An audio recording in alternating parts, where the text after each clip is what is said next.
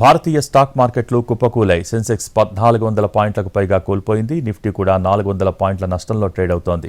Iran, Israel మధ్య యుద్ధ మేఘాలు మార్కెట్లను ముంచేశాయి. అమెరికా మాంద్యం భయాలు కూడా మార్కెట్ సెంటిమెంట్ను మరింత దెబ్బతీశాయి. దాదాపు ప్రపంచ మార్కెట్లన్నీ నష్టాల్లోనే కొనసాగుతున్నాయి. ప్రీ మార్కెట్ సెషన్లో సెన్సెక్స్ 2400 పాయింట్ల వరకు కోల్పోయింది.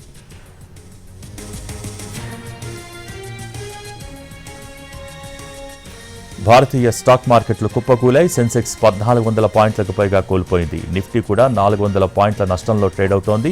ఇరాన్, ఇజ్రాయెల్ మధ్య యుద్ధ మేఘాలు మార్కెట్లను ముంచేశాయి. అమెరికా మాంద్యం భయాలు కూడా మార్కెట్ సెంటిమెంట్ను మరింత దెబ్బతీశాయి. దాదాపు ప్రపంచ మార్కెట్లన్నీ నష్టాల్లోనే సాగుతున్నాయి. ప్రీ మార్కెట్ సెషన్లో సెన్సెక్స్ 2400 పాయింట్ల వరకు కోల్పోయింది.